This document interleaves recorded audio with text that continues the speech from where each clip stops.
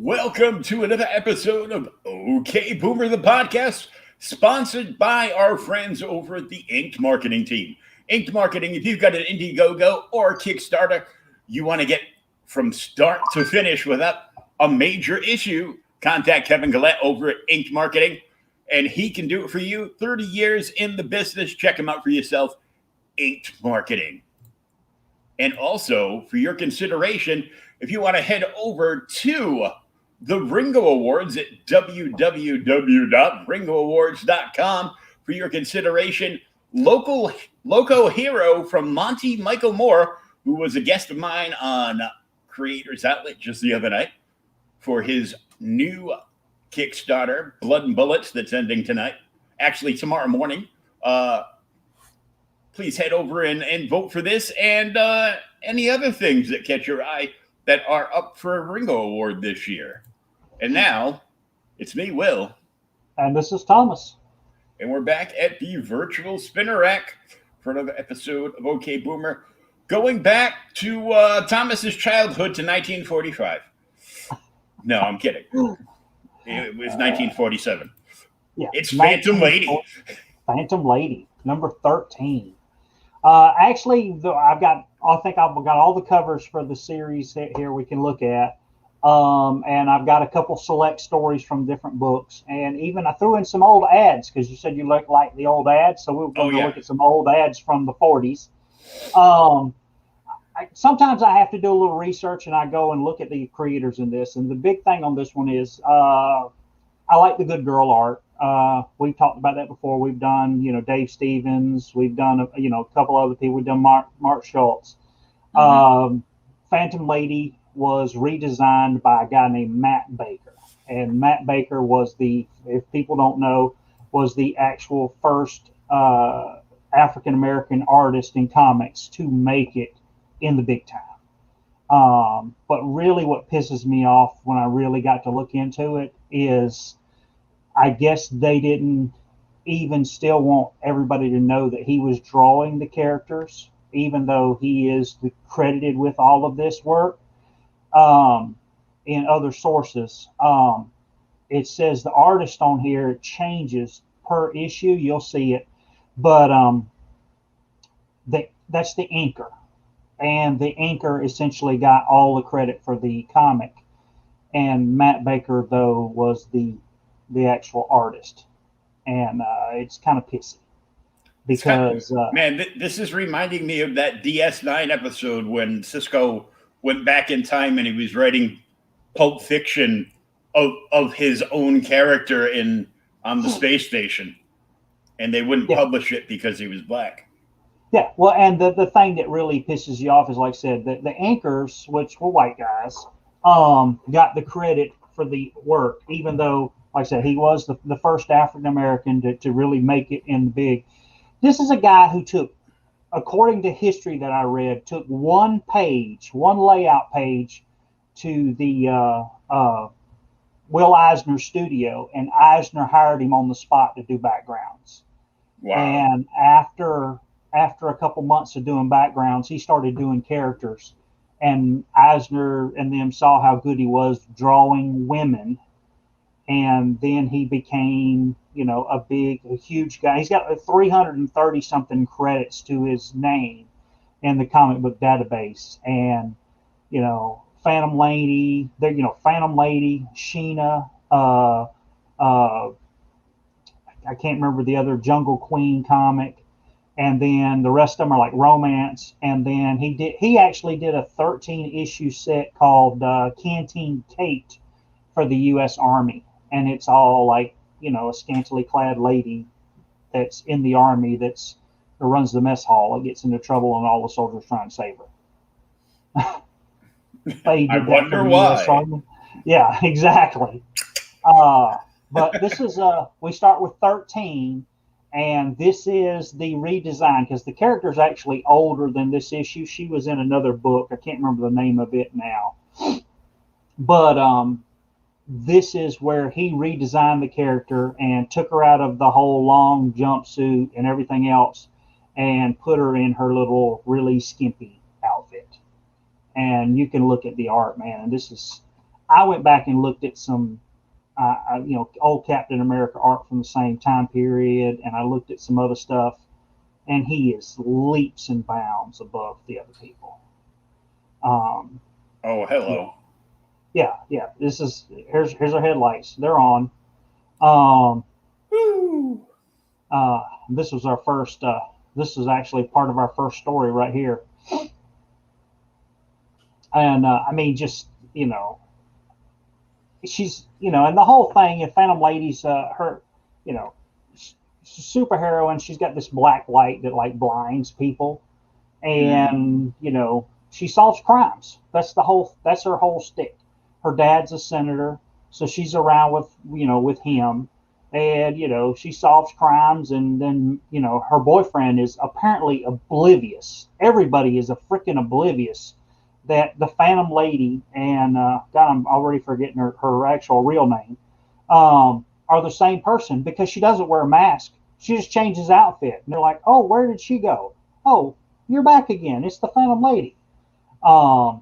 It'll say her name here in a minute, but yeah, Gregory Page here. This is the anchor. This isn't the guy who drew this book,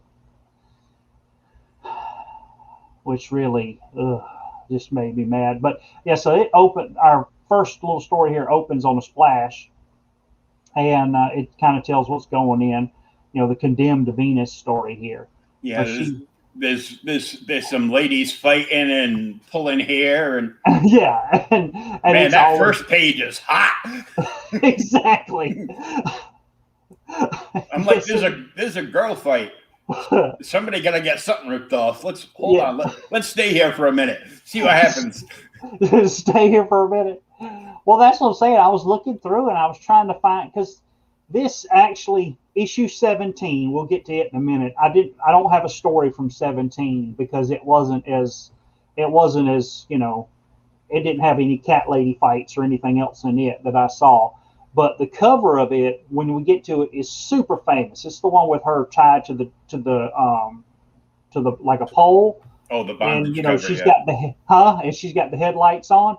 That was another one, because we talked about it when we did the classic horror, the Senate subcommittee meeting. Mm-hmm. That was one of the ones that was actually put up there. The senators are like, "Hey, this is contributing to juvenile delinquency and everything else." Well, if this is contributing to juvenile delinquency, let me be a delinquent. Look, if anything, back in 1947, all that was contributing to masturbation. Yeah. So we get a little cat fight. This is like a preview to later on in the story, because the story opens up with this lady walking out along. Kitty Manders is her name, and she's walking around in the ring. Dude, you've read comics from the old Gold Age comics. Look at how all this is broken up. This is not your standard square panels. We just did a 1959 Batman. This doesn't look a damn thing like it. And this is like 12 years before that Batman issue we read.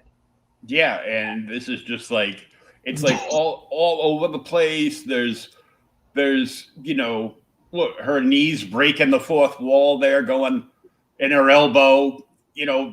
There's all kinds of lady parts, sticking out of the framework, and I'm like, everywhere. Not that I'm complaining. Yeah, I'm not complaining. Well, dude, when I was flipping through trying to figure it out, I saw that her putting on the stockings. I'm like, dude, this is every young man's dream in the 40s. Well, today wouldn't be bad either, I'm telling you. Yeah. I mean, we're not gonna fuss. Yeah, Sandra's her name. So Sandra sees Kitty walking, who's an old friend of theirs. She sees her walking in the rain and stops and picks her up. And, Kitty's like, "Oh, look, it's the police." She's like kind of worried, but, Sandra's trying to figure out what's going on. So she takes her back to her apartment. She's like, "Let's get you out of those wet clothes."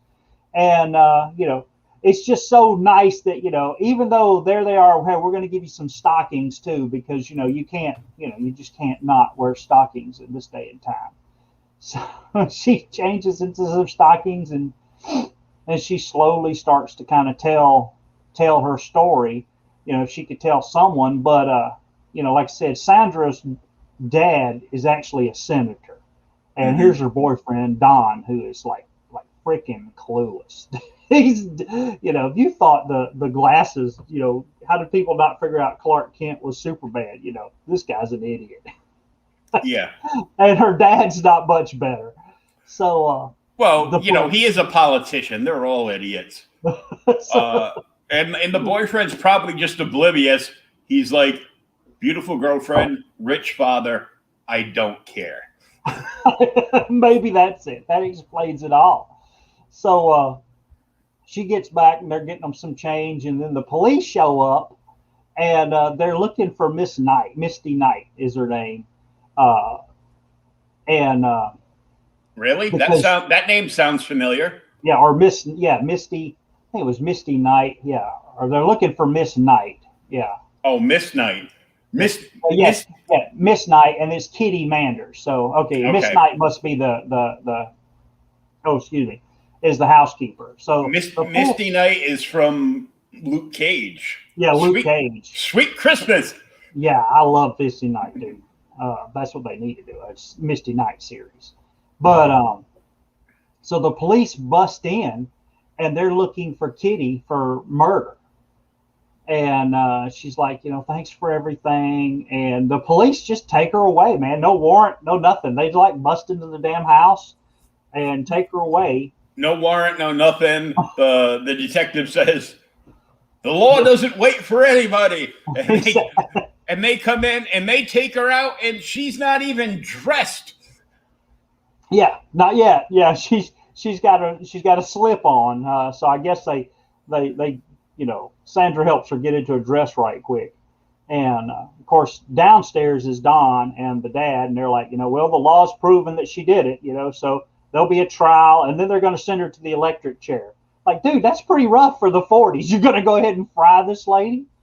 And we don't even know what she's done yet. But in the background, we see Sandra listening, and she's like, I don't believe it. And neither does the Phantom Lady. She's talking about herself in third person here. So, I'm going to have to go and help save poor Kitty. So she, whether she wants me to or not. Not exactly. She goes and changes, and then she, manages to, hightail it down to the prison where they have a female guard, who lets her in there, and she talks to Kitty, who tells her what's going on. Nothing happened, and I'm going to take the rap for him. My husband's killed somebody, and she's really upset. So later on, while she's crying, then we go. It flashes a couple hours later. Now we're at the governor's mansion. I'm like, really? Okay, so how's he fit into it? And this lady comes to the secretary comes to the governor. She's like, hey, it's Phantom Lady. She's got some new evidence that will help clear Kitty Manders. And the governor's like, hey, I don't need any evidence. It's all locked up in the safe. What the hell's he doing with the evidence? And why has he got it locked in the safe? But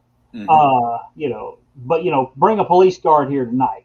So while all that's going on, she knows that, this is like getting out of hand real quick. Sandra does. So she's going to turn into her Phantom Lady outfit, and she's going to go and, break up this whole crime ring that's got her friend Kitty's husband is like kidnapped or something. But the thing is, here we are. We're back at all the lady parts everywhere. This lady is like the ringleader. All of these stories I read, it seems like there was a lady or had something to do with another female that was the arch enemy kind of. So Sandra changes, into the Phantom Lady, and then she goes to the prison. And then when she gets in there, she sneaks past the guards and uses her black light and cold cocks the damn female guard, knocks her out. And she's like, hey, it's for a good cause. And she busts her friend out of jail. Dude, there's a lot of legs in these comics. Oh, man, ain't nothing wrong with legs. They lead to our favorite parts. There is a lot of legs in these comics. So they they do that, and then she uses her black light. She breaks out the window. They, scale down and everything. And then if you get down to the bottom down here, look, dude, she They tells, she they says, knock out 2 cops in a cruiser and yeah, steal it. yeah, they steal it. And she's like, use your shoe. So they take damn high heels and beat the crap out of these cops. Not for nothing. Yeah. I might have been hit with a couple of shoes in my day, just saying. And they don't knock you out. Yeah. Well, maybe if they're hard enough. I don't know. Yeah. They probably put a couple of blackjacks in their high heels and use that. Here's the thing. We talk about continuity in comics. And how sometimes people forget continuity. This is 47. So they wail into these two, and then check out the next page. Can you tell? They hit this damn cop so hard his head actually cracked the damn windshield. Wow.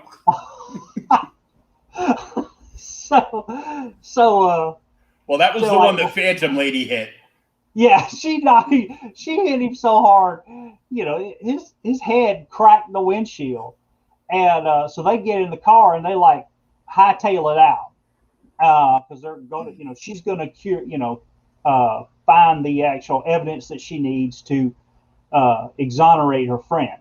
And she's like, don't run them down, don't run the police down and everything else. And they manage to escape. She makes Sandra climb over, not Sandra, but Sandra tells her friend Kitty to climb over and takes the wheel, and she uses her little black light to stop the police that are behind her. And then when they get to the governor's mansion, so that's where they rush off to, because he's got the evidence. And she climbs out and they change cars, and she tells Kitty, hey, get in the car and keep it low and keep it running and be ready to go. So the Phantom Lady scales up the side of the damn building into the governor's mansion, breaks in past the idiot police officer that they brought there, and kidnaps the governor. So they throw his ass in the back of the station wagon. And in his night shirt and cap. And yeah, night shirt and cap, and haul ass out. And, these 2 patrol officers that are looking for her say, oh, well, God, there goes the governor's car. But, there's nobody with him. And then they realize, oh, he's with 2 dames. And they're like, well, should we protect him? Well, let's let him have his fun. So they think he's running off. He's got a menage a trois, whatever you want to call it. Menage a trois. Yeah. Little midnight getaway there with a couple of young ladies sneaking off from the wife. And exactly. So they follow him. And, of course, across town, the people that are actually, kidnapped Kitty's husband and everything, hear the news of the jailbreaks. They're like, oh, God, the Phantom Lady are going to figure out, so, we're going to need to kill people. And, they want to, go ahead and kill them and get it taken care of. But before they can do all that, the Phantom Lady manages to show up. And she uses her little black light, and then she jumps on this damn dude's head and crushes it. And of course, she makes the governor watch all this. And when they find out that, her husband, Kitty sees her husband still alive, she's all, you're safe and everything else. So the governor forgets everything. He's like, cool, it's all right that you kidnapped me in the middle of the night. I've seen enough. He's innocent. Drop the charges. And he heads off. And then, Phantom Lady disappears in the night. And then at the last little page, here's Don, the dumbass boyfriend, going, Sandra, where have you been? Haven't you heard the news flash? Kitty's been, she's innocent now. And she's like, oh, I was just driving around and I heard it on the radio. It's wonderful, isn't it, dear? He's dumber than a brick. But, I mean, she's dating a Ken doll. Yeah. What's funny is, like, so this is a couple issues into the run, and the art is incredible in here. I mean, with all the broken panels, like I said, she's breaking the fourth wall constantly. A lot of the characters break the fourth wall. What's amazing is because I did a couple short stories for us.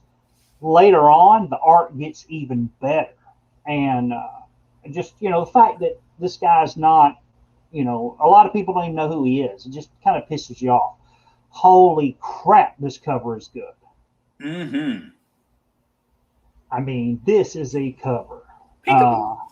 Yeah. And then, I still don't get her black light, but, hey, there it is. You found lady with, the armor of the Walking Dead. This was a really freaky little story, too. Yeah. Well, the black light is basically a shadow light.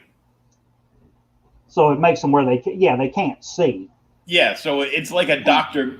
It's like a Doctor Midnight thing from JSA. Oh, okay. Yeah. Yeah, that's another character we need to do, Dr. Midnight. Yeah, because so, nobody even guessed for like many years that Dr. Midnight was just actually blind. Yeah. Yep, he just walks around in the dark. He's kind of like Daredevil. Mm-hmm. But he's got a bird. Yep.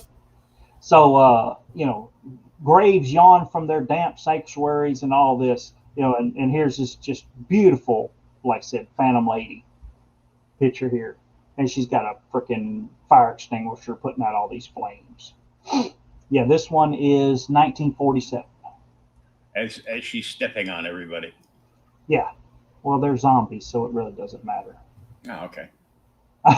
So, all right, this story picks up in New Orleans at the waterfront, and there all these coffins are like being offloaded in New Orleans, and then there's a bunch of coffins being offloaded in New York, and then there's some being offloaded in another place. And it's all the same black plane. Yeah, it's all the same black plane, and the same all the coffins are black, they're just being offloaded, and as the dusk falls there on at the estate where the senator lives, there's Don and Sandra, who's Phantom Lady. They're like lounging in one of them little old balloon pools or whatever it is, floating in the water. And she sees the little black plane, and he's like, it's giving me the willies. So he dives in the water and swims off. Well, the plane lands, and when the plane lands, this like freaky guy gets out. These two guys get out. And I read this story, and you realize this guy's a Nazi, right? He's gonna be. He's white. Well, and he's talking about he's from like Argentina and South America and all that. And I'm like, this dude's a Nazi.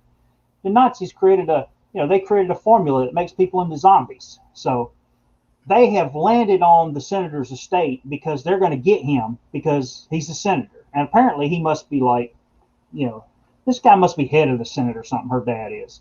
Mm-hmm. And of course, here's Sandra, just, like she's just not in the mood of it. She's like all bored and stuff. So she's lounging around in this really skimpy outfit. And she tells her dad, she's going to dress, or she's thinking, I'm going to dress up as the Phantom Lady and go out and do some patrols and stuff. Maybe it'll shake it off my mind. So she calls down and talks to her dad because they've got a personal household intercom. And he's like, okay, I'll send up you some aspirin and you'll be okay.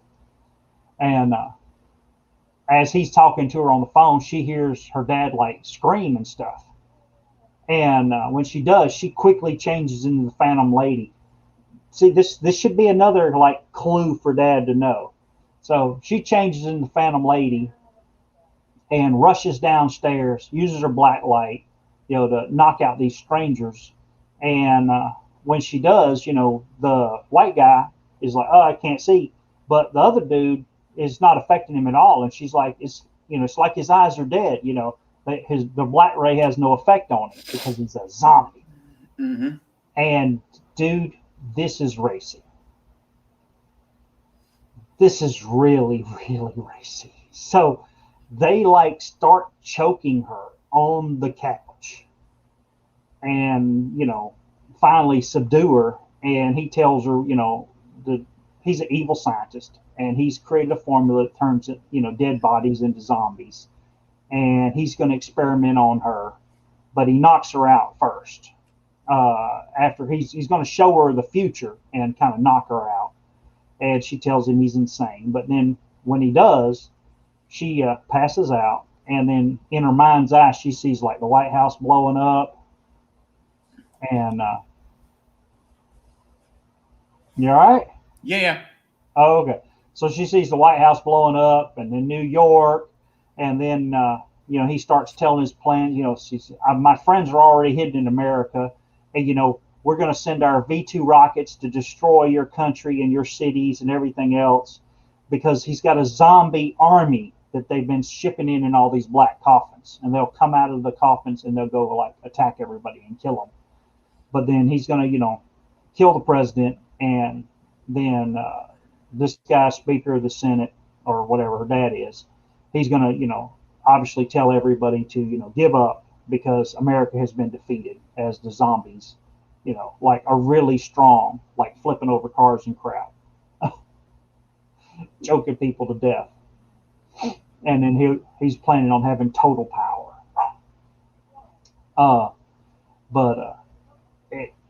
Sandra, or Phantom Lady, pretends to be knocked out, and they go to disappear, and they drag her to another room. And of course, Don, he shows up. He's like, hey, I'm going to see Sandra, her dumbass boyfriend.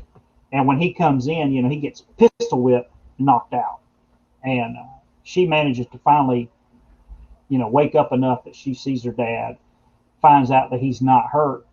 And she actually has right here at the bottom, she's like, hey, Dad's in danger and Don is too.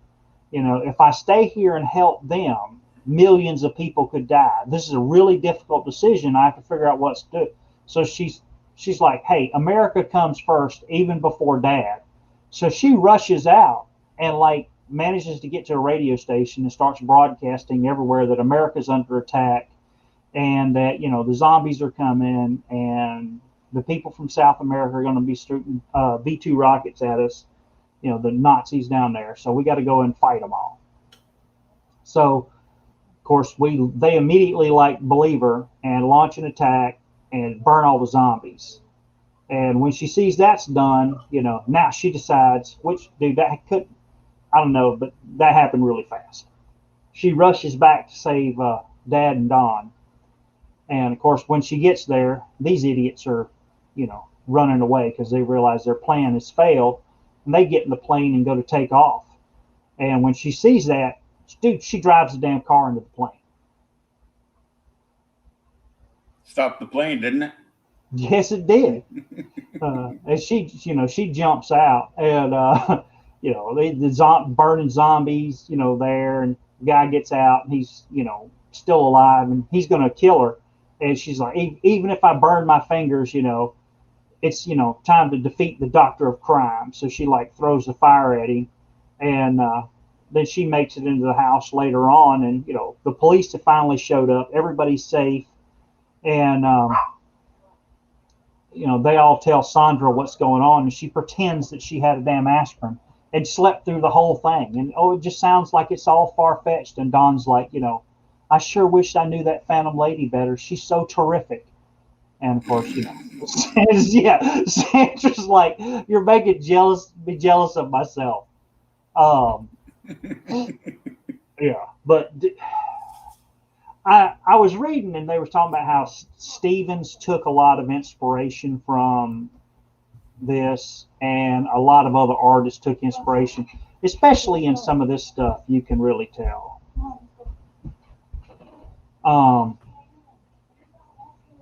You can really tell where Stevens got a lot of his, especially like his Stevens Betty Page with the flat bangs. You can see it here.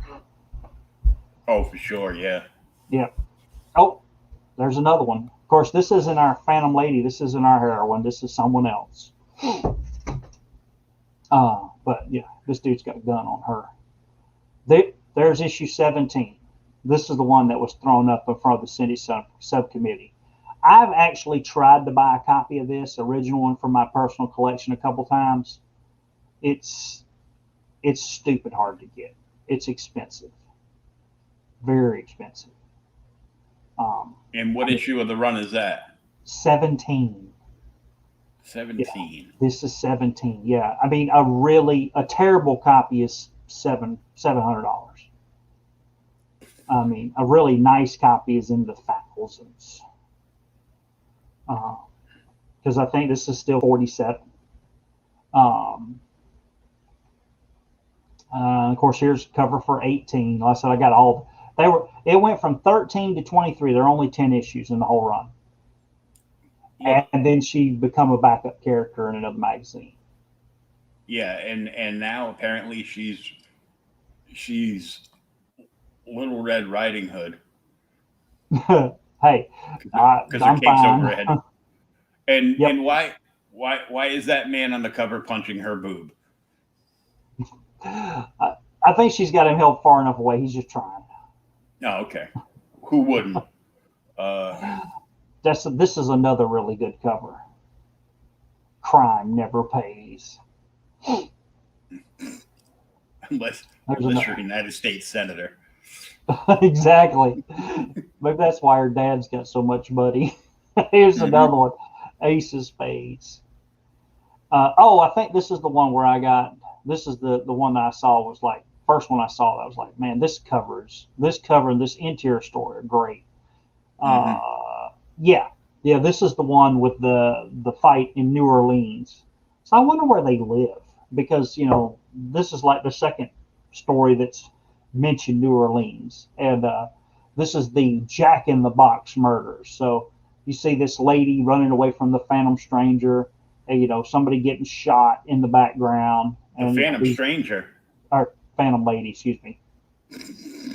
Yeah, different Phantom. So this chick's running away from the Phantom Lady, and then it flashes to the. All right, we were talking about breaking the fourth wall earlier. Okay, this issue is of course later.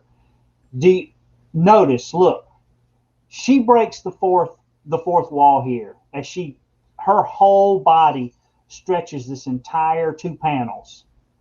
But it's a lovely stretch. Yes, it is. Nobody gives a crap about Don. His ass just stops. They cut him off at the waist. They did. They cut him off at the waist. They're like, Don, you are now an anatomically correct Ken doll. I mean, yeah, I'm like, really? That's just for 47. That is amazing. And not for nothing. Who's this goofy bastard down in the far right corner? Yeah, the Jack in the Box killer. Yeah. He's wearing a cardboard box around his junk. I'm like, this is like the scene from Magic Mike where they spin the boxes around their stuff. Well, I said to not get a paper cut. It's crazy. Well, he's supposed to be a Jack in the Box. So they're at a party. Don and Sandra, they're at this party and everything, and this guy gets shot through the window, and then when they look, it's like, oh, it's the murderer, and he's dressed like a Jack in the Box. So he tails it out, and you find out later on that the guy sees him, and as he jumps out. And he makes his break for it. When he makes a break for it, he's got some henchmen there with him. They got blackjacks, and of course they take care of the senator's guards and everything else. And Sandra's like, well, the Phantom Lady will do this because she rushes in and she sees that he's been knocked out, and the people that tried to kill me are they're on the way. So she's like, the Phantom Lady moves in, so I've got to do something. So she manages to chase off after him with Don right behind her, and she can outrun his ass. So she manages to run away, and she leaves Don, but she doesn't because Don sees another guy that has a gun in his pocket. So he's like, oh, that must be the killer. It's a good thing Sandra went that way. She'll be safe, and I'll go this way and catch the killer. And then we get this big, beautiful panel of her now in her costume again. She's like, I always feel better in my working clothes. I wonder if Don is still running up and down the streets looking for me. This is like a Linda Carter Wonder Woman like spin. There's like an explosion behind her Yeah. as she's fastening her cape. Yep. You know, with her little dangly purse, barely a top, and her little booty shorts and high heels. I'm still trying to figure out how they run in high heels. Yeah. Well, look, ain't nobody complaining. And in that little purse, that's where she keeps that blacklight thing. You got to remember. See, She that ain't makes got no sense. pockets. The women's clothes don't have pockets. That's why they have dudes carry everything. She's got to have that purse for the blacklight. I guess that makes sense. And that must be where she folds up and keeps all her other clothes that she just took off. I don't know. So she rushes to a damn costume store and talks to the guy that runs the costume store. He's like, "Oh yeah, I'm the only one that sells Jack in the Box costumes. You want one?" So she changes and puts another costume over her costume. Only this is a black and the white costume. So she's like, "Okay, this will draw out the killer, and I'll be able to find out who he is." So she heads off. Meanwhile, Don, who's been tracking the guy with the gun, gets too close and gets his ass pistol whipped again. Well, you know, when you're good at something, you best stick with it. You stick with it. So he gets his ass pistol whipped, and of course, Phantom Lady shows up in time to see Don, getting drug off, as she uses her little black light to, scare the guy away. And he's like, "Oh no, it's the Phantom Lady." So he runs away, and she drags Don off. She's like, "I'll tell him the real Jack in the Box killer is." And so they head off, or she heads off, and finds a note, take me to my secret hideout and all this. So she heads after them, and of course here's our real killer waiting on her now because he knows she's coming. And she manages to climb up there, and she saves her dad, who was got kidnapped again. And what's so amazing is, like I said, she's right there, dude. She's not wearing a mask or anything, and she's like, "Hey, they went out." The senator tells her they went out the back door, and she's like, "They're fortunate they didn't kill you." Did you recognize the Jack in the Box killer? And he says, "No, I didn't." So she heads off after him. That's a really nice panel. Mm-hmm. Just like I said, he's just so good. So she heads off after him, and of course Don's dumbass now sees her dressed in the Jack in the Box killer outfit And tackles her. And rips off the costume. And when he does, of course, he completely tears it off. He takes off the bottom, but the top comes off somehow, and she's still in her costume. He's like, "Phantom Lady, it's true, you're the Jack in the Box killer." And she's like, "No." And then she tells him, it was Miss Wilkins, who just happened to be, like right there. And, she's the only other woman that's there. And, "I'm going to kill you," but she's got a gun, and she's going to shoot everybody. And she tries to make a break for it. She starts shooting at some folks. And Phantom Lady just lays into these guys. These thugs that beat the hell out of Don just a while ago, they aren't any chance for her. She knocks one out, kicks the other one in the breadbasket, and then chases her. And instead of managing to go to jail. The breadbasket? Yeah, right there. Who are you? Good old JR doing color commentary on NWA wrestling? Hey, look. And the stuff. Yeah, right in the breadbasket. In the breadbasket. So, as the Phantom Lady manages to track her down, she falls to her death, dude. She's running from her on a second story window, trips on her dress, and dies. And everybody's like, she takes all the proof, who was, the brothers and the presidency and all this. It's all pure, all of it's taken care of. Phantom Lady solved the crime. And then, she comes in later on and she's like, "Dad, that monster Don Borden, he lost me in the crowd, blah, blah, blah, blah. And, he's like, oh, no, I'm here all along.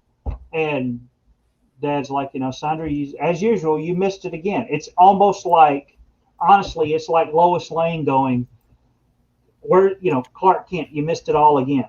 Where were you? All the action's over with. Yeah, really.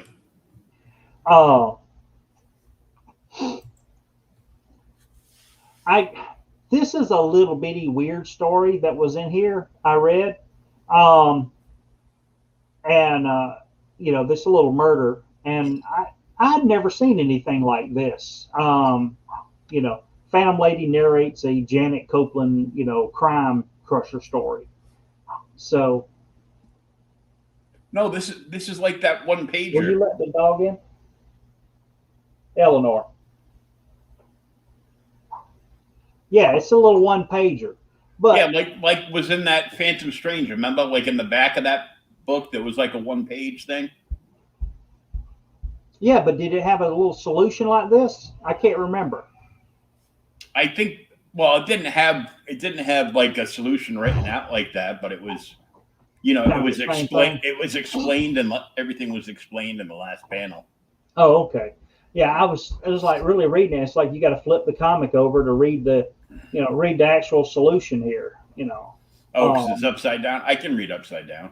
Yeah, I did too. But yeah, I mean, so this dude gets killed. He's threw a baseball, and there were 2 baseball pitchers that were supposed to meet him within 15 minutes, and he died at 11 o'clock. And you look at all the pictures, and one's a lefty and one's a righty, and she's like, I know who the killer is, and how do you know? And then you read the little description down here. It says, well, the matches, because whoever was here that killed him was a smoker. The matches are taken out of the left side, so obviously it's a lefty, because the right-handed guy would have pulled the matches from the right-hand side. I'm like, okay. But I was like, makes whatever. Sense. Yeah, it makes sense. And then here's I think this is our last little story. The Phantom Lady has to stop this master criminal from stealing all the money at the bank. And here's people lost. Yeah, this is the one that was really scantily dressed too. So this is the Chessman killer. Yeah. So this is later on in the issue. We get to this panel. This is the foreshortening, and here's Gregory Page inking over Matt Baker again. And Matt Baker not getting any credit again. Again, yeah. We were talking about Bob Kane last week, taking all the credit. Guess what? Somebody else is taking all the damn credit here. Oh, so the door opens, and dude, this is just, it's great art. And, this guy comes in, the chessman, he's after me, and this guy comes in and strangles this lady to death. And she's in the negligee, wearing the brassiere and everything, and he leaves her dead body there and puts a king chess piece made out of gold in her hands and leaves. And then here's Sandra and Don. They're on the water, and having a wonderful day at the park. And here's a newspaper floats by, and she sees it, and she's like, the Phantom Lady will get away with this, and I got an idea. So she tips the damn boat over, and she's like, hey, I just remembered there's a chess tournament going on, and I want to go see it. And Don's like, the hell? You could have told me. I would have just rowed us into shore. Yeah, you didn't have to flip the damn boat over. And now we're all soaked. So they go and change. I can't even swim. You know that. Go find Phantom Lady to save me. Damn it. He is pretty useless, man. I'm like, God, this guy's lame. He's worse than Steve Trevor. So they manage to get dressed. They change clothes. They go to the chess tournament, and so there's these like chess masters, and she's like, "Hey, my man Don here, he's really good at chess." Like, really? He's not good at anything else. He'd like to play y'all in chess, and they're like, "Shh, you can't do that." And then this chessman guy, who, of course, we knows the villain from earlier, shows up, and he's got this, solid gold and ebony chess set, and he's like, I'll play you. And Dawn's now like sweating to death. She's like, oh God, I can't believe that I let Sandra get me into this. And he's going on and on and on. He's about to lose the match, and she manages to like fall down and make a big old ruckus, knock the thing over, and pull the chessman out of his chair. And the guy that's running the little chess tournament comes over, and he's like, I told you to be all quiet. So he throws her out. And then later on that night in her bedroom, while she's there, she's all in her negligee, and she's going through, if you see, she's got a man's wallet. So when she falls over and knocks the chessboard down, she manages to steal the chessman's wallet. So she knows what his real name is, and his name is Algernon Blackwood. Well, Algernon. Obviously, Chessman is a much better name than that. Well, I was going to say though, but Algernon Blackwood is a real writer, right? No, I didn't know that. Yeah, he's from the 1890s, I think it was, to the early 1900s. He's in the proto-Lovecraft, or the pre-Lovecraft circle. Famous horror writer. It's kind of cool stuff. Okay. So they're all talking about the damn chess tournament, and Dawn tells her dad, he's like, yeah, she's such a klutz, she got us thrown out of the tournament, and there's murders going on, and she takes off as the Phantom Stranger, and she's going to go and Phantom Lady, Phantom Lady, because she knows his damn address. But when she gets there, Freudian much? Yeah, she gets tied up. Yeah, dude, this is why Wortham was so upset about comics, saying that they were, making the youth terrible because all the bondage and everything else. But that's what's sold in the 40s. So you had to tie the woman folk up so they could be rescued. Exactly. So she's tied up, and they're going to use the chessman's team and all of his henchmen are going to use this damn wrecking ball to break into the side of the actual bank, and then they're going to throw in tear gas and go in and save him. This top panel is not his best work. This top panel really sucks compared to the rest of it. But Don actually manages to get there because he's looking for her and helps her, break her bonds, and then she escapes. And she heads off after him. She's even got a little Phantom Lady motorbike she gets on. And she chases, like I said, she chases after them, saves the people, and then makes it back to the damn bank where she knows what's going to go on. So she shows up at the bank just as they break into the damn thing, and they're loading all these gold bricks in here. That's always been funny to me because somebody told me years ago, you always see the gold cowboy movies, they take the big sacks of bricks and put them on the horse.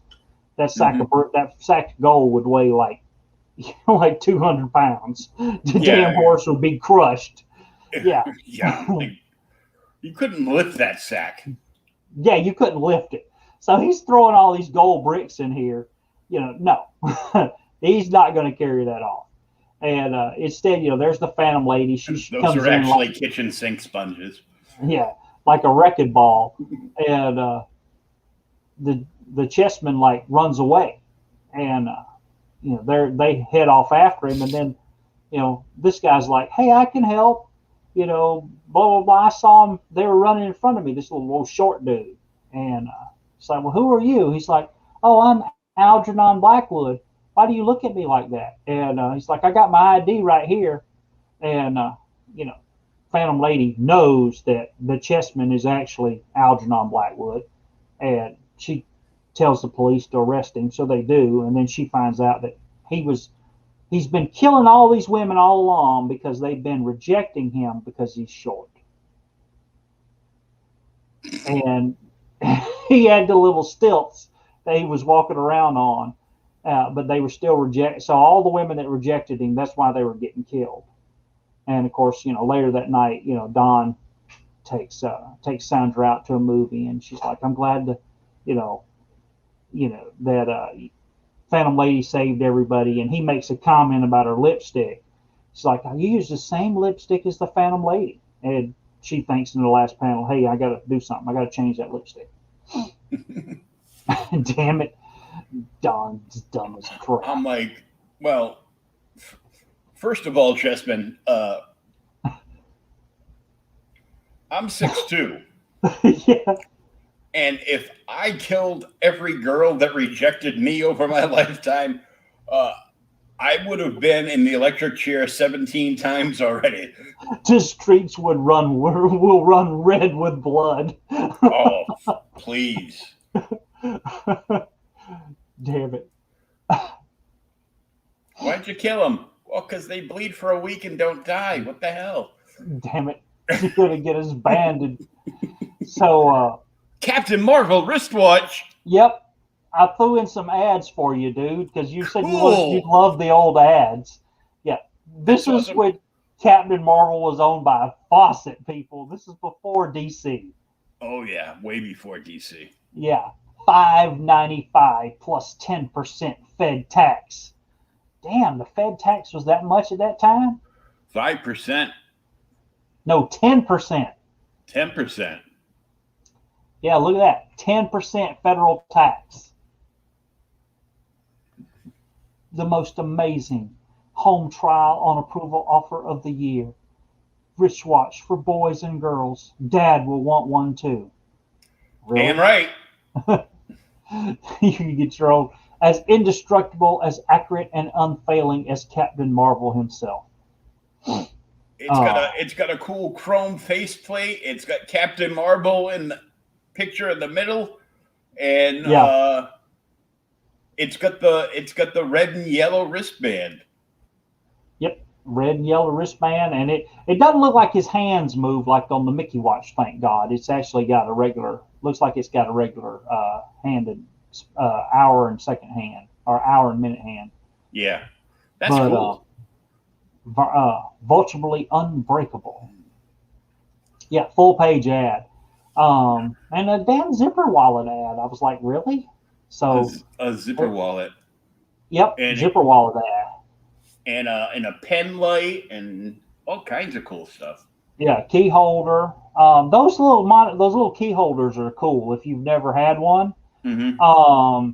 Yeah, it's like a little leather or plastic thing. It'll only hold a couple keys, but they fold around so like they don't punch holes in your pockets if you you got a bunch of keys. But I don't carry a whole bunch of keys anymore. I just carry a handful.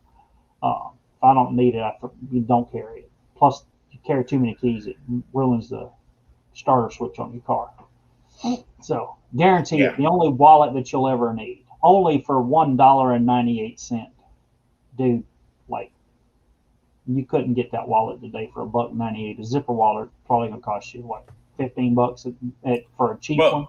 Well, the bad thing is like, even if this came out like in the mid to late 70s, for $1.98, I would be scrimping to find the $1.98 to send to them, and then I would get a zipper wallet and I would have nothing to put in it. Nothing to put in it. But my Matchbox license, which, by the way, I still have. Damn it. And then here, reducing specialists lose weight where it shows the most. And of course, they've got women on the back of here that don't need to lose any money. Money back guarantee with a 10-day free trial. Mail this coupon right now. And ruin your comic book. Yep, you get to cut the coupon out. That was the ads at the last of that story. And then now here's I think we're getting close to the end of our covers. There's another leg cover. Crime never pays. They are all leg covers. Well, except for this one. Yeah. There was like 2 that weren't leg covers. All the rest of them. This one, I don't know if this one's actually him. I don't know. I think it's credited to him, but maybe our anchor here just didn't do him justice because she doesn't look as good here. Yeah, that was the last issue. That's issue 23. So that's the all 10 issues of the Phantom Lady covers. Like that one's good. My favorite though is still, dude, that's just. I was like, holy crap, man, that's awesome. Except for that chick got killed. That part wasn't awesome. Um, Not that one. Where's that? This one I think is still my favorite cover. That one right there. Just Yeah, I mean, it's just the coloring on it's awesome.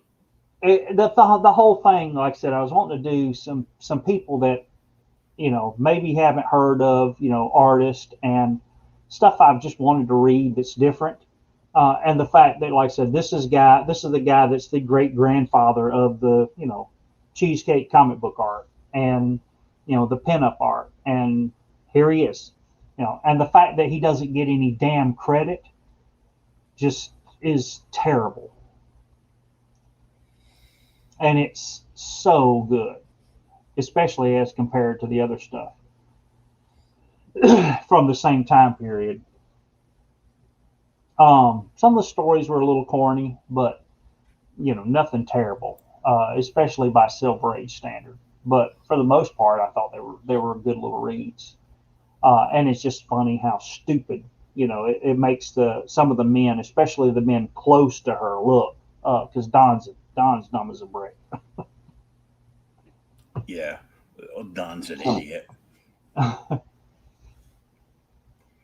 What a nut job he was. You But can't figure it out. no, not at all. That's just silly. There's your cat fight. Oh yeah. All right. Did you think what you want to do next week? I don't. I don't know. The same thing we do every week. Try and take over the world. We Uh, can't do that. oh, that's a cartoon. Never mind. But it's just, dude. The more I read some of the Golden Age stuff, and I understand the stories are kind of silly, but they're they're not.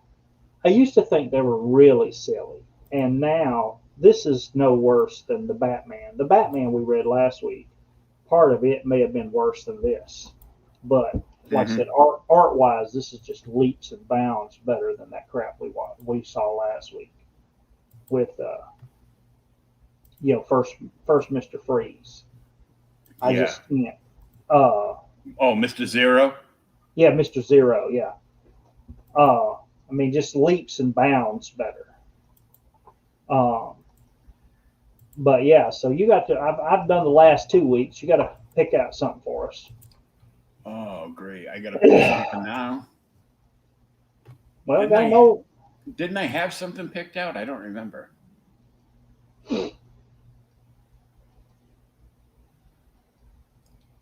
Um. Hmm. Well, I want to do something kind of like offbeat. So give me a second. Oh, We'll just ramble on. I didn't know I had to pick anything this week. ah, Uh, offbeat.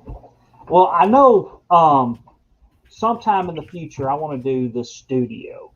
I did send you a link to it because we were talking about it actually in the pre-show. For those who don't know, I got the Barry Windsor Smith, um, you know, Great Monsters book that just released to read.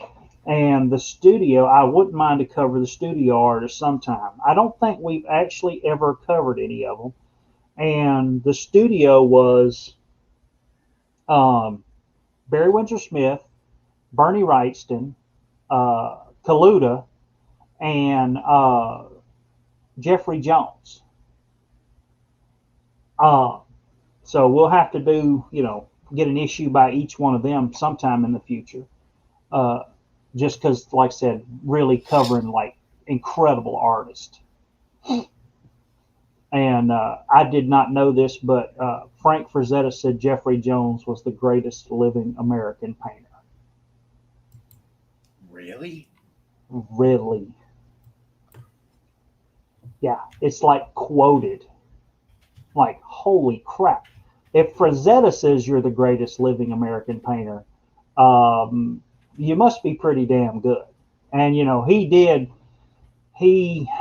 a bunch of comics, or she did.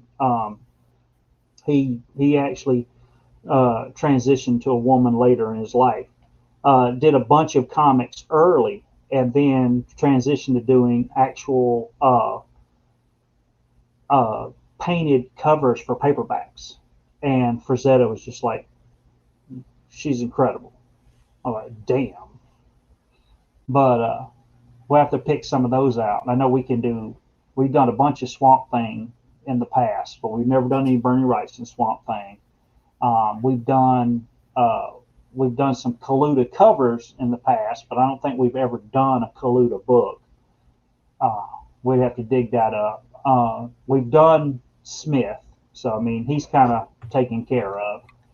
The only other one would be Jeffrey Jones. Okay, well, I have two different books. All right. One from Comico Okay. and one from First. So we're back in our indie days. Yes. Yeah. So the book from First is The Great Lone Wolfing Cub. Oh God, really? Okay. And the Comico book is The Elementals. I have never read The Elementals.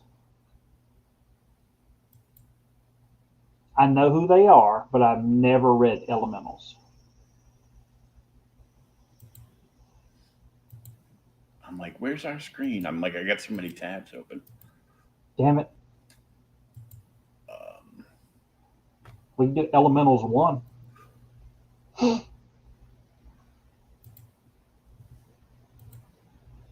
there it is. Who did Elementals? Oh, I don't even remember off the top of my head. Didn't they get famous? Yeah, I'll make you famous. Yeah, I think it's somebody else. Yeah. So we can do Elementals 1 if you want to do it. That's cool because I've actually never read it. And I've heard it's a great team book from the time. Mm-hmm. I read one or two of the later issues when they teamed up with somebody, but I can't remember who.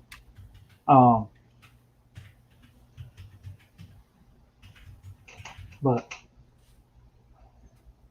I don't know who the hell did Elementals. Now you're gonna make me look. I'm already looking. Let's see. Elementals was an American dark superhero comic book first published in 1984 and created by Bill Willingham, Oh yeah. for which he was both writer and artist. Published by Comico Comics. It lasted until 1996, included a series of specials and miniseries. Comico publisher Andrew Rev purchased the Elementals property from Willingham in the 1990s and did nothing with it. So it ran damn near 10, 12 years then. From 84 to 96, yeah. Yeah, it run 12 years. Holy crap. I didn't realize it went that long. Well, it might not be that long because, those indie books back then, sometimes you'd get like,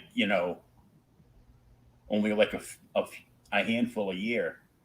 Sometimes sometimes they'd be bi-monthly, sometimes they'd be certain ones would go bi-weekly because they were like really short books, like the Airboy series. Yeah, Airboy's another good series.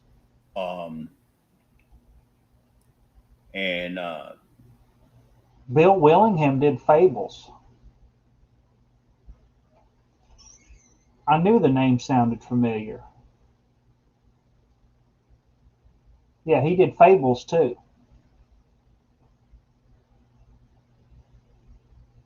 Crap. yeah, out of nowhere, my screen went bloop, and then it came up with StreamYard. Something went wrong. No shit, Sherlock. Damn it. So cool. All right, I'll get that, and then we can do it next week. Maybe the next week, like I said, I had a little something I had to do tonight.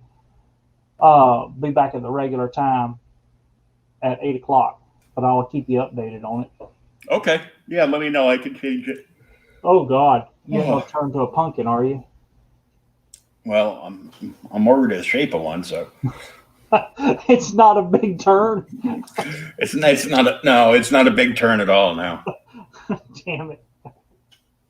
You know, all I know is I'm gonna wake up tomorrow morning and watch episode 2 of The Bad Batch. The Bad Batch. I don't know. I missed it. Really? It's the first new animated Star Wars thing to come out in years since it's a big thing.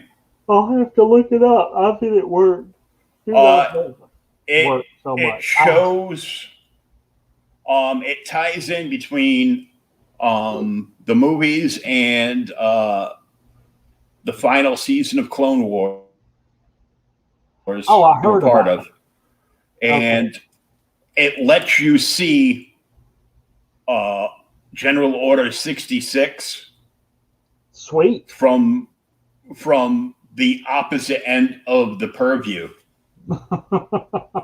Sweet. You used a big word. Do you even know what it means? Nope. We just keep but going. It sounded like a good time to use a word I don't know. Yeah. Yeah, I still haven't even watched the last episode of Falcon and Winter Soldier. Oh, good Lord.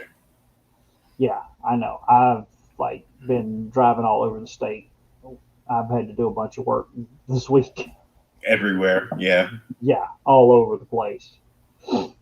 But cool. I know, and then Loki happens next month. They changed the day on Loki though.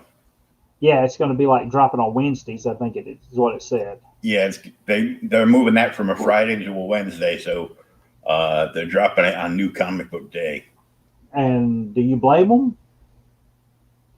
You know, I don't care. Just put it on and let me watch it. Yeah, and it's that good. And I mean, friggin' Scarlett Johansson there, whatever. Her movie. It's like whatever. It's been 84 years. Nobody fucking cares anymore. I still want to see it. I actually got the I got the new Black Widow book in the other day. It's okay. We will see where it goes. What's that? Bad Batch? Yeah.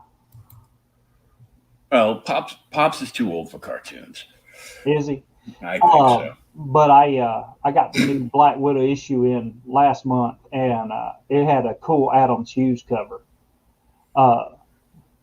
with Black Widow on it. So, well, I kind of I both love and hate Adam Hughes because apparently the only Adam Hughes covers that are worth money are the only ones that I don't get. Really? I've got, I'll be flipping through. I go, oh, cool. Who's this? And I'll see the AH. I go, oh, Adam Hughes. Cool. I'll go to look it up. It's worth $2. It's not even worth that. It's worthless. It's literally worth. It's like nobody wants this book. It sucks. But what about the Adam Hughes cover? Yeah, but none of the speculator guys that make videos on YouTube were talking about this one, so nobody wants it. Is that what it is? I actually have. I think I've got a pencil. It's like a second printing, but I think it's worth some money. The Adam Hughes Power Girl cover, the pencil one, the one with her hands back like this, flying. Bong. Exactly. It's it's just weird. Like I found like another dozen Dark Horse Star Wars comics, and I was looking them all up, and of course I find some that are what they like to call those minor keys. Yeah. Technically they're a key because this happens, but yeah, but they're not worth anything because we haven't hyped them up yet. Yeah. I'm like, yeah, you people suck. There was one in there that's like a $25 book, and then nothing. And then I found 2 more issues of the Aaron Thor God of Thunder run. So, I quickly looked them up and I'm like, nope, these 2 are worthless too.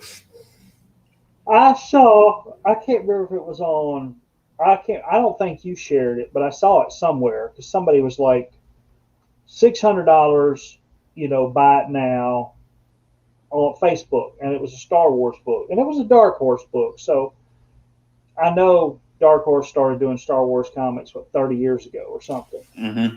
But for some stupid reason at my age, if I remember that, it just wasn't that long ago. And it was. Well, I still think it's the 90s, so Yeah, exactly. It seems like the 90s were just yesterday. And it was Star Wars by Dark Horse, Clone Wars, issue 1. So I just looked it up on eBay. I'm like, there's no way this is worth $600. Oh yeah, 600. Like, try 800. Yeah, it's like stupid, and people are like just buying this. I'm like, dude, this book is not that old. I understand it's Clone Wars #1, but I don't know. Well, this is what it is. It is part key issue and it is part speculation. And every time a new movie or a TV show is announced, that character's like first appearance goes through the fucking roof. Yeah. Well, Rosario Dawson played the live action version of Ahsoka Tano and now is getting her own show as Ahsoka Tano. Yeah.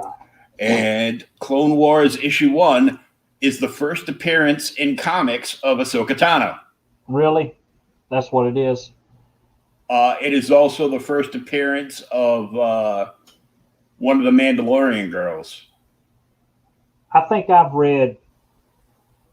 I'm gonna throw a wild number out there that probably is too high. Like 5. I'm gonna say 5 Star Wars comics in my life. Well, we can't be friends anymore. I know. It's after you mail me that Fantastic Four Hulk versus the Thing comic, then we can't be friends anymore. After that, you were the only one that bought anything on my last dollar auction too. Really? Nobody. And I saw you had some books I wanted. I'm like, okay, I'll bid on these. Yeah, you got them all for $1. Look, I tried. All those X-Men books were doubles, and I was looking them up, and one of them,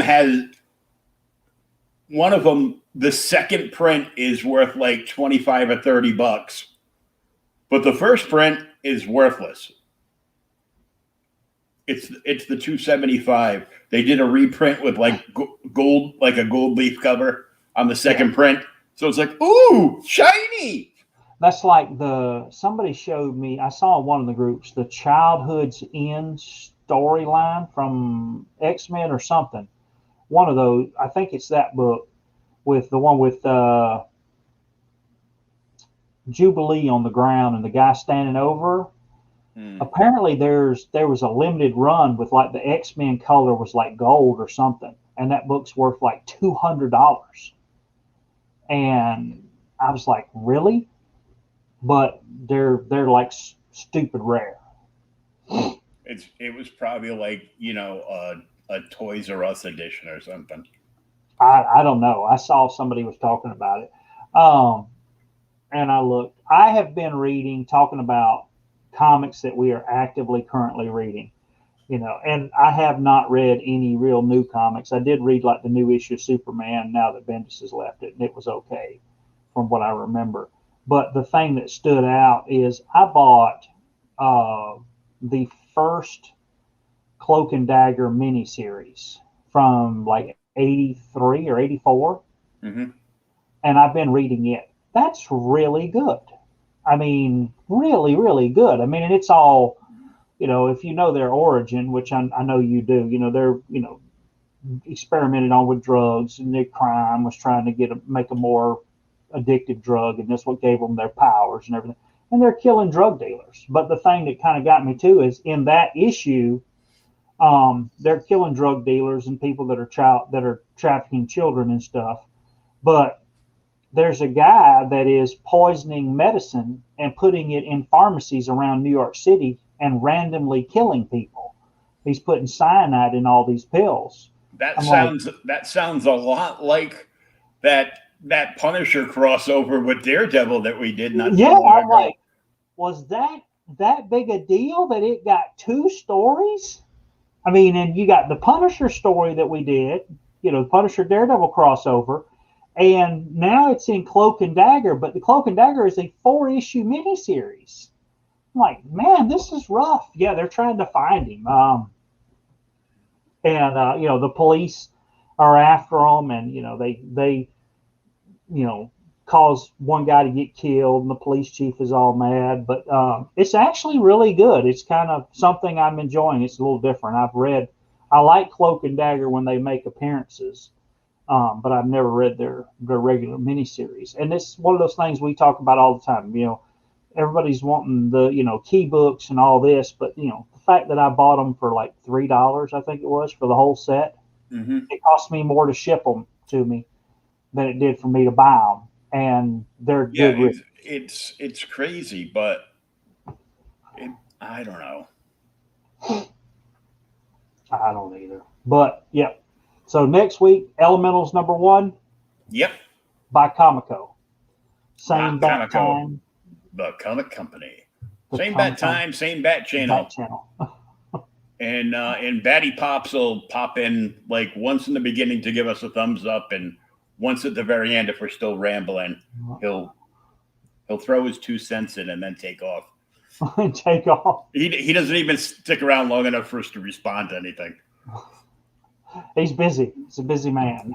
Yeah, well, he's got stuff going on, and there's like a million different podcasts all going on at the same time. Like I used to jump in on our friends over at Lost in Comics on their show, but their jobs changed hours, so now they go up. Now they start just a little after when we start, and so they were on. Well, we were on tonight, and they had an interview with I think the artist from the Ice Cream Man from Image Comics. Really? Did you ever read Lady Killer while we're rambling? Really? Okay. I saw that the other day. That looked really good. I was like, man, I'm going to have to check this book out. I'm a little jealous because those guys just hit a 1,000 followers. So, how many, do we have any followers? Well, we have subs on both YouTube channels. I didn't mean followers. I meant subs. They just hit 1,000 subscriptions on YouTube. Oh, well, that's cool. I just hit 100. They sent me this big thing, and I click on it, and it does this big confetti blow up thing, and I'm like, motherfucker, it's 100. Who cares? I'm like, I was trying. It took me 6 months to break 100 from being at like 96 or 97 or something like that, and then finally a few people jumped on. I'm like, oh, good. We're over 100 on that now, and I haven't looked recently to see what Ryan's got outright Geekery up to. I think we're like right around the same thing. So we got like probably about 250 followers between subscription subs between us. So we have to get. Hey, then we need to. If you like it, give us a thumbs up and subscribe. We need to know that we're doing something out there for somebody besides ourselves. Well, we got 2 thumbs up tonight, but one of them was from me, so that don't count. Don't count. I'm doing my part to try to trick the Facebook algorithm. Jesus Christ. All right, man. Well, I'll see you then, and we'll get back together next week. Okay. Sounds like a plan. All right, man. All right. Take care.